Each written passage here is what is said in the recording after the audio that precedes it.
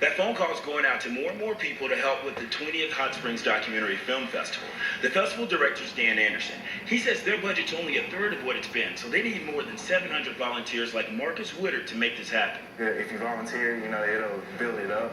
But if nobody ever volunteers, we can't ever get anywhere, Over 100 films will be shown at the historic Malco Theater in downtown Hot Springs. Most people think coming to a film festival is just all about the movie, but it's about more than that. It's an opportunity for the filmmakers, the directors, the producers, and the actors to actually meet, mingle, and network so that they can get the next project off the ground. That's kind of our main underlying goal is to turn this town into an arts community, to turn it into a filmmaker place. Says this case that actually was pretty good. But still, it's not uncommon to have a report at this time.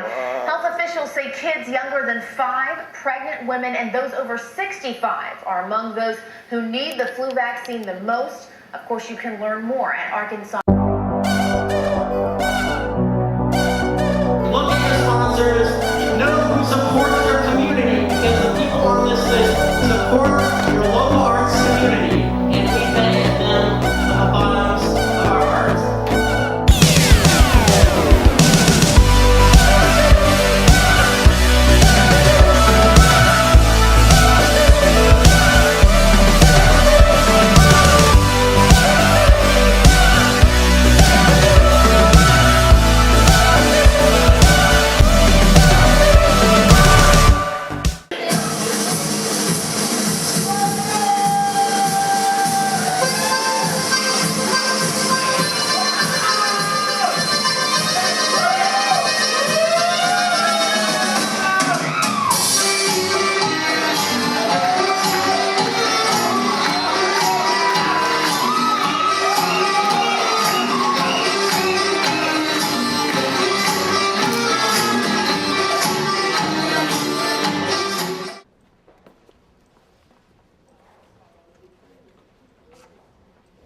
It's really a matter of not just saying, okay, I'm going to watch the show and this show is cool. It's a matter of looking at it from the filmmaker standpoint and looking at the scene.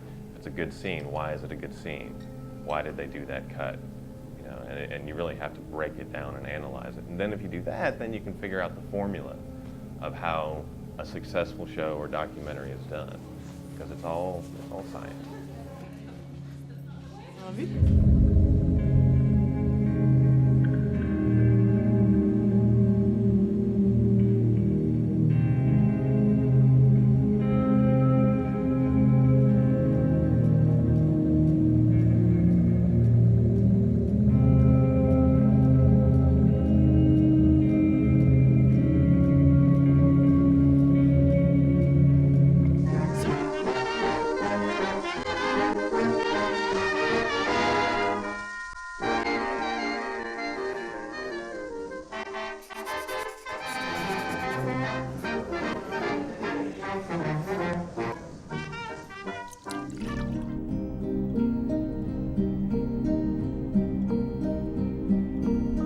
Y aquí pues está uno, pues encuentra todo diferente. Están mis hijos allá, no puede asimilar ese cambio. Yo estoy aquí, pero mi mente está allá. O sea. James Dean said to me, I have a film that's just coming out. There's going to be a sneak preview in Santa Monica. Why don't you go and see it? Midweek, I went out to the screening, and it was the screening of East of Eden. I'm seeing other filmmakers taking on really serious issues of our world in one way or another. Sometimes it might not seem like, some little film is taking on something really significant, but it is.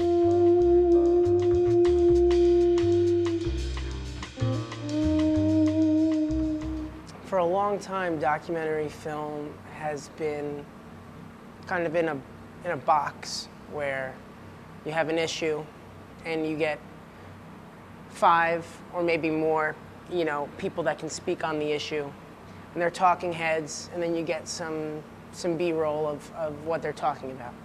And no matter how interesting your edit might be, that's the formula. And I hope, especially now where cameras are becoming better so that you can have a cinematic look and experience without all of the lighting and without all of the, you know, studio mentality and capabilities, where you can really make real life look beautiful, and, you know, the shallow depth of field and all of that type of stuff, where I think that the cameras should push people towards, you know, you don't have that, you don't have a reason anymore not to make your docs look gorgeous. And with that comes a whole different, you're opening up Pandora's box in terms of creativity. And I think that documentary should really reflect that. And I think it's starting to, and it will more. That you can, it's not about expenses at this point to get a look that you want. To my knowledge and my experience in art history, or the art world, let's say, graffiti's way, way at the bottom. You got all the other arts through time, and then we're talking graffiti, which most people might get confused and think it's childish or children do it. You know, it's not the case. I think in time, and hopefully in my lifetime, graffiti may be considered, you know, in that light.